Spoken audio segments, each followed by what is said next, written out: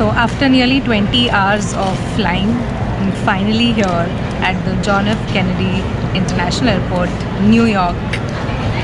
I can't believe it. All these years I've just dreamt of coming to this place and it's finally happened. Is this real? Pinch me. Like anyone, we just me, you're not like everyone. That's he's why I choose you. You're the one who can make me happy. Oh, you know you in love when you come for see. Because we are the team, it's finally better than dreams.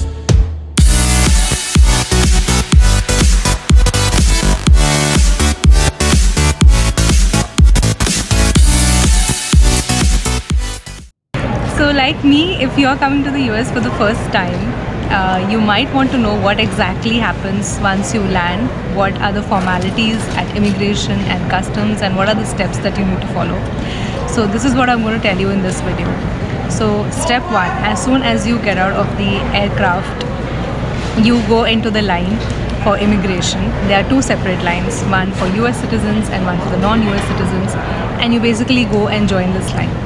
And this line ultimately takes you to the immigration officer. So step 2 comes when you are standing in this line for immigration. So you will come across a kiosk, and at this kiosk you need to scan your passport, enter your visa details, give some declarations about how much money you're carrying, what food items you're carrying, and get a printout of a receipt. And this receipt is important, and this is what you need to show to the immigration officer along with your passport. Now there are two scenarios which can happen when you get this receipt. If you get a clear receipt with no markings on it, you join a separate queue, which today in my experience was faster. And if at all on the receipt you get a marking of either a cross or a 0, then you join another queue.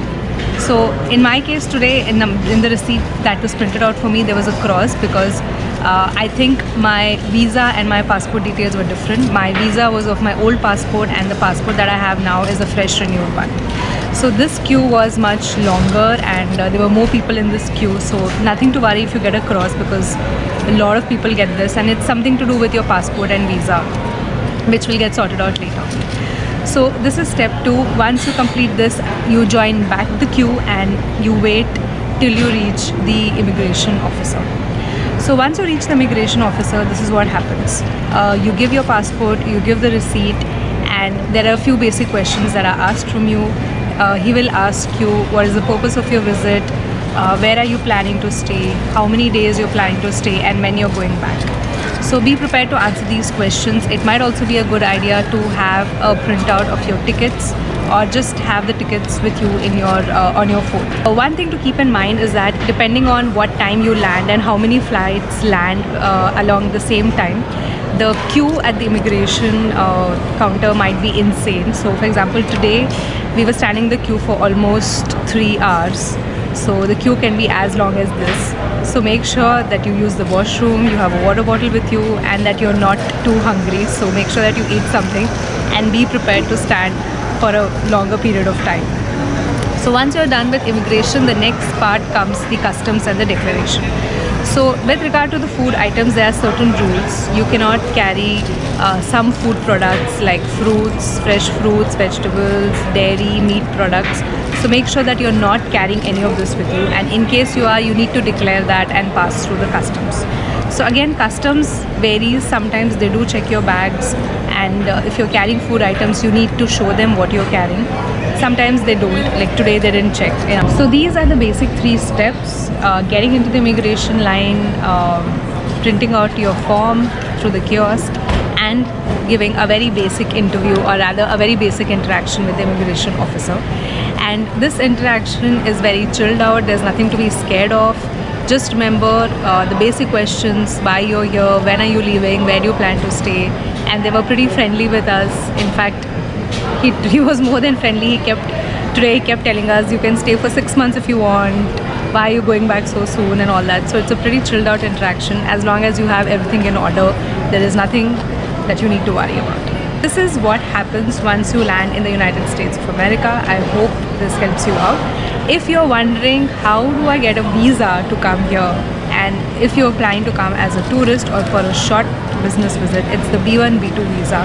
And I actually have an entire playlist dedicated to this visa, right from the documentation to the interview. So I'm going to leave link for that above and in the description box. Make sure you check it out. And for a more detailed preparation, you can also book a one-to-one session with me. You will also find the link for that in the description box. So we are finally on the other side, finally officially in the United States, in New York. And now we're going to grab our bags, catch the metro train and reach our friend's place. So signing off for now.